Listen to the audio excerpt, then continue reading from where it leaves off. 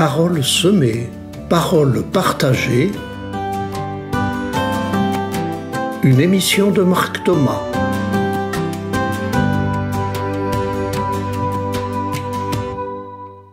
Je voudrais réfléchir avec vous aujourd'hui à la place des célébrations chrétiennes, non pas d'abord leur place dans la vie de l'Église, mais d'abord leur place dans la vie du monde.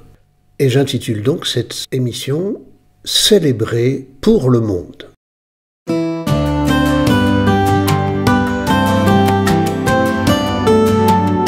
Les chemins de la foi. Les célébrations chrétiennes ne sont pas d'abord des assemblées de convaincus qui célèbrent leur Dieu entre eux. Les chrétiens, comme toutes les familles et toutes les sociétés, ont besoin de faire la fête pour donner du sens à la vie. Nous célébrons en famille ou entre amis un anniversaire, une naissance, un amour, un deuil.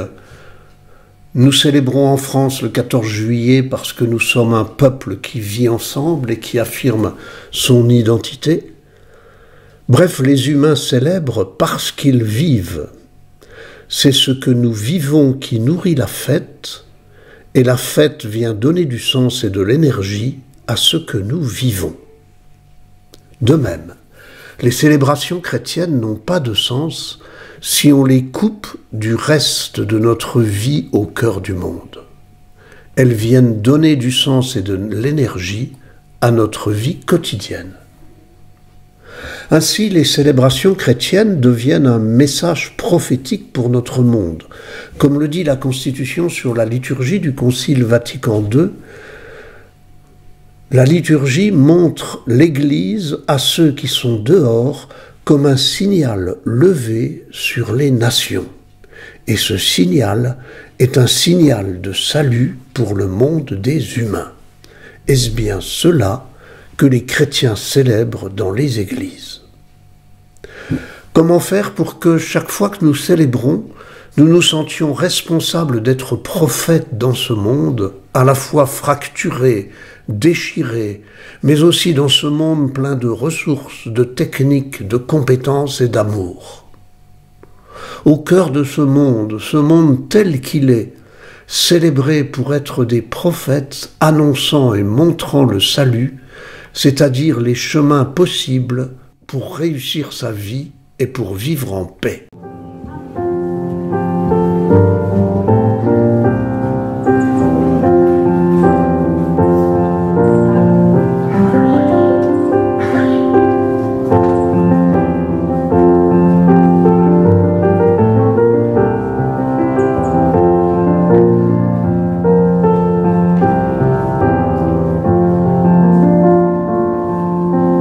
Dans un monde de compétition, de violence et de chacun pour soi, l'Assemblée qui célèbre proclame et manifeste la primauté de la communion fraternelle. Elle rassemble des femmes et des hommes, des enfants, des jeunes et des adultes, de toutes origines et de toutes convictions, parfois même en désaccord les uns avec les autres.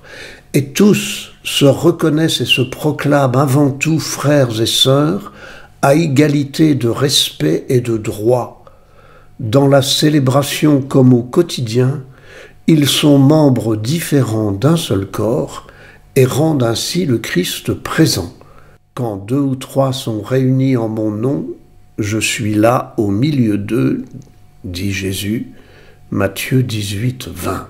Encore faut-il traduire cette fraternité en actes dans nos communautés, dans l'accueil de ceux qui viennent frapper à la porte sans bien connaître nos habitudes et nos usages, et dans la mission que nous exerçons au cœur du monde, non pas d'abord pour l'évangéliser, mais pour partager ses recherches, ses conquêtes, ses combats parfois.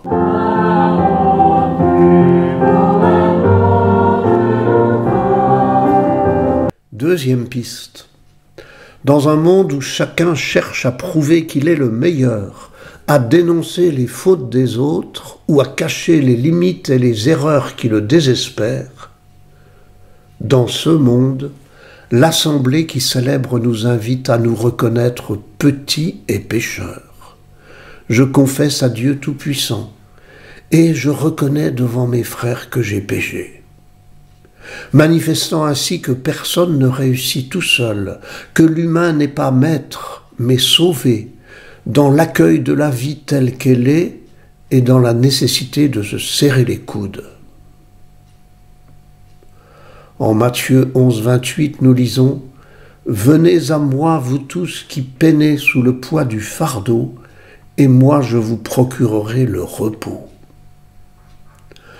Encore faut-il que les célébrations soient ouvertes à tous, quels qu'ils soient, que personne ne s'y sente exclu ou condamné, et que, au cœur du monde, les chrétiens se présentent non en maîtres qui font la morale, mais en soutien fraternel de tout homme et de toute femme, quel qu'il soit, quel que soit leur choix de vie, en particulier ceux et celles qui sont dans la difficulté, la détresse et la recherche de sens.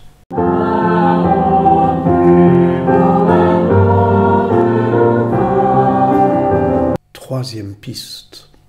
Dans un monde où chacun veut avoir raison, affirmant son point de vue sans écouter, dans un monde où le dialogue et la négociation sont souvent remplacés par le combat et le rejet, dans ce monde-là, l'assemblée qui célèbre se met d'abord à l'écoute de la parole d'un autre. Chacun s'ouvre et se laisse traverser, parce que cette parole fait résonner en lui lorsqu'elle est confrontée à sa vie quotidienne et à son actualité personnelle et relationnelle. Nous lisons en Luc 4, 21, « Cette parole de l'Écriture, c'est aujourd'hui qu'elle s'accomplit. » Encore faut-il que les lectures de la célébration soient proclamées comme une parole vivante qui accomplit la bonne nouvelle au cœur de chacun et au cœur du monde. Encore faut-il que l'homélie permette non pas seulement de parler de Dieu, mais de nommer l'actualité de cette parole pour nos vies et pour le monde d'aujourd'hui.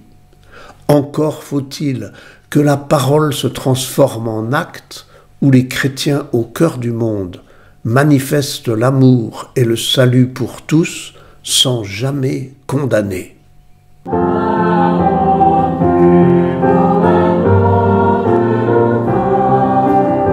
Encore une autre piste.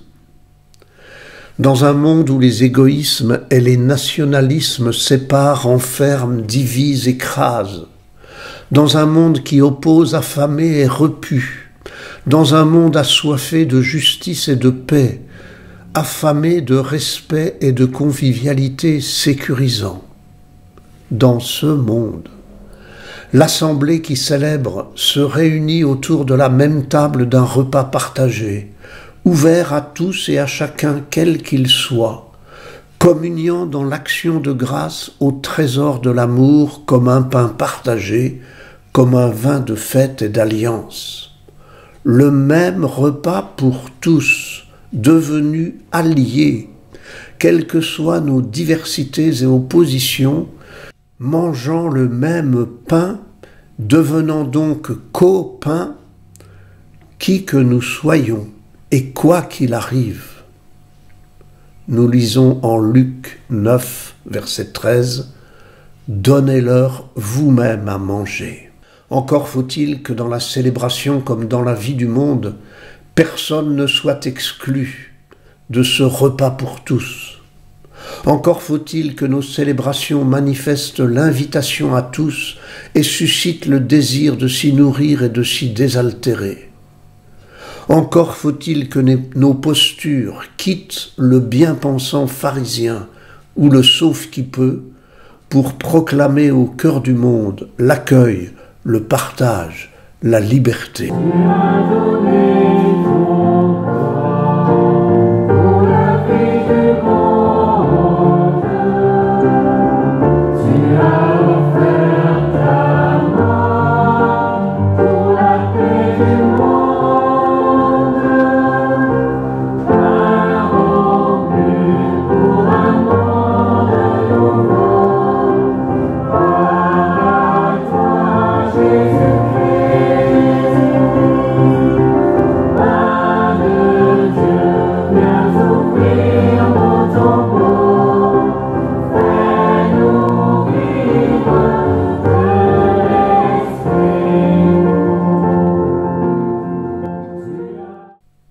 toutes ces attitudes prophétiques des célébrations, il s'agit de faire l'Eucharistie. Pas seulement de célébrer la messe, pas seulement de transformer le pain au corps du Christ, mais il s'agit de faire l'action de grâce, l'Eucharistie, Eucharistein, rendre grâce. Faire l'action de grâce non comme une prière, ni même comme une simple célébration, mais bien comme une action qui fait grâce, une action qui rend grâce à l'homme, à tout homme, au monde. Grâce comme gratuit et gracieux, qui rend la grâce reçue en la partageant, qui proclame la grâce pour tous, qui offre et distribue la grâce pour tous, qui fait grâce à tous. Encore faut-il que la grâce devienne acte bienveillant et geste solidaire, que la grâce devienne action qui sauve et restaure l'homme dans son humanité et la société dans son vivre ensemble. Alors oui, nos vies deviennent Eucharistie. Nous chrétiens, nous comportons-nous vraiment ainsi, comme des révélateurs de grâce, comme des partageurs d'amour? Alors pourquoi le monde nous voit-il si souvent comme des empêcheurs de vivre, comme des donneurs de leçons, comme des gens qui interdisent et qui condamnent? Si nous étions vraiment des signes de salut pour le monde déchiré, tous les désespérés viendraient s'y abreuver et nos églises déborderaient de monde. Il est temps de nous convertir pour annoncer la bonne nouvelle de la grâce pour tous, non seulement en disant que Dieu aime tous les hommes, mais en faisant tout notre possible pour aimer chacun quel qu'il soit, même si ces différences de culture, d'origine, de genre, parfois nous choquent, annoncer la bonne nouvelle de la grâce pour tous au cœur du monde fracturé tel qu'il est aujourd'hui.